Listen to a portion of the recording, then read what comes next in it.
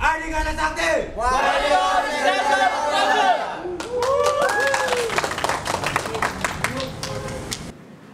Pak Boma di sini di Mapala Adhikara Sakti ini selaku pembina ya? Ya, sekaligus pendiri. Sekaligus pendiri, oke. Pak Boma, boleh cerita sedikit, apa sih visi misi dari Mapala Adhikara Sakti ini sebenarnya, bisa dijelaskan? Yang pertama, visi dari Adhikara Sakti ini menjadi insan karakter yang bertanggung jawab, yang tangguh, yang gigih, yang juga konservatif, dan juga yang berguna bagi masyarakat. Ya, itu secara umum lah untuk visinya.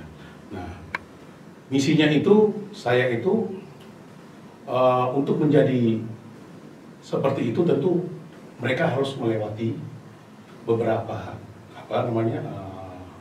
treatment lah kayak gitu ya. Di mana mereka ini berorganisasi bekerjasama dengan tim, saling mengenal satu sama lain. Nah, artinya nanti agar mereka ini nanti terjun ke lapangan itu sudah siap pakai sebenarnya. Karena pada dasarnya kan sesungguhnya produk ini hanya manusia. Produk organisasi ini adalah manusia.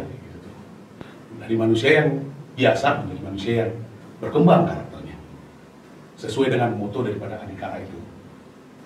Kalau usia Adhikara Sakti sendiri udah berapa? Ini Adhikara Sakti ini baru berdiri ya 2022 angkatan perintisnya. Ya awalnya ini lucu juga nih Bu Rike. Kita santai aja nih Bu Rike ya. Tiba-tiba saja di media sosial itu ngelintas di Instagram saya itu, loh ini kok ada Mapala di Universitas Pancasakti. Banyak lagi fotonya gitu. Terus gayanya juga ada yang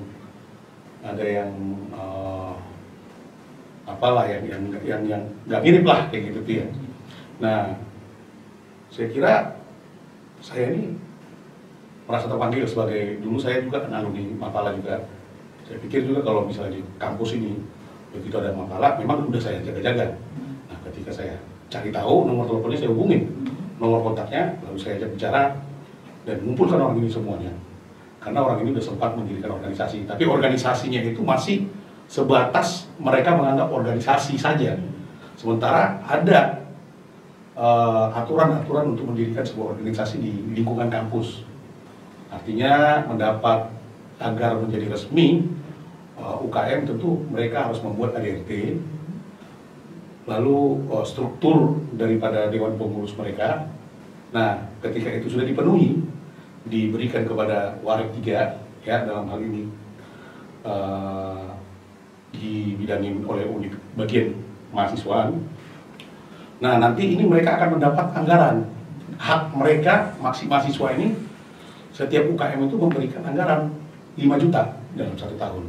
Bukan berarti dalam setiap kegiatan itu mereka dikasih 5 juta langsung, enggak, tapi mereka mengajukan proposal, belajar membuat proposal, belajar membuat perizinan, belajar bekerjasama dengan tim, manajemen perjalanan dan lain-lain.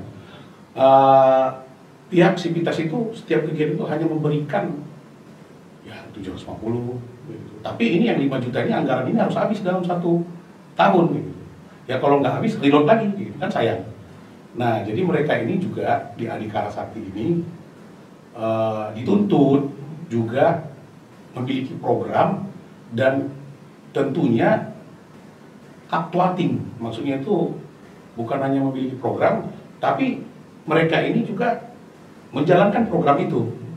Nah, program rutin daripada Mapala Adhikara Sakti ini ya seperti regenerasi perekrutan, seperti yang kita saksikan tadi itu, pelepasan praktek hutan gunung ya di Klatsar ini untuk regenerasi.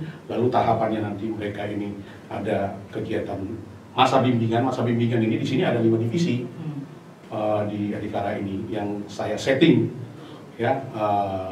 Ada divisi hutan gunung, ada divisi rock climbing atau panjat tebing, ada divisi caving atau susur gua, ada divisi susur pantai atau bahari, dan ada arum jeram, divisi arum jeram. Nah, ini program rutin. Setiap mereka mengikuti Mabim ini, mereka juga membuat laporan. Artinya orang ini juga dibentuk dengan konservatif sesuai dengan motonya. Nah, lalu nanti setelah itu mereka berhak disuruh memilih untuk mengklasifikasinya agar mereka mendapatkan hak menjadi anggota penuh. Nah, anggota penuh ini kita sebut di sini anggota biasa. Ya, strataannya itu dari siswa, anggota muda, anggota biasa. Nah, anggota biasa ini yang berhak yang duduk di Dewan Pengurus. Begitu. Nah, orang inilah yang mengelola Dewan Pengurus semasa periodenya. Masa periodenya ini 2 tahun. Setelah itu dilakukan bubes. Walaupun ini kampus yang baru berdiri, UKM yang kita dirikan ini betul-betul memerhatikan legalitas, betul-betul setiap kegiatan itu menjalankan prosedur mutu seperti perizinan, ya, seperti persiapan materi, proses seleksi yang sudah dilaporkan tadi itu. Dari 70 orang yang terjaring itu ada 8 orang. Itu tidak lain karena seperti ada yang nggak lulus gara-gara memang ada yang asma, ada yang hepatitis juga ketahuan, ada yang batok kepalanya nggak ada bu, kayak gitu ya kan, itu kan riskan ya. Nah, kayak gitu tuh. Jadi mereka ini dituntut untuk mentransfer kakak-kakak ini ilmu mereka ke adik-adiknya untuk berkelanjutan organisasi. Itu program rutinnya. Nanti kalau program tambahannya juga banyak. Di usianya kan masih baru ini. 3 tahun. Mapala sendiri. Apa kontribusi atau mungkin apakah sudah ada kontribusi yang diberikan ke kampus sendiri? Atau punya tujuan-tujuan tertentu untuk mendongkrak Pancasakti lebih baik lagi atau bagaimana? Pertama, intinya itu saya ini mendirikan organisasi bersama dengan pendiri-pendiri lainnya yang kami juga satu organisasi yaitu Mapenta Unisba.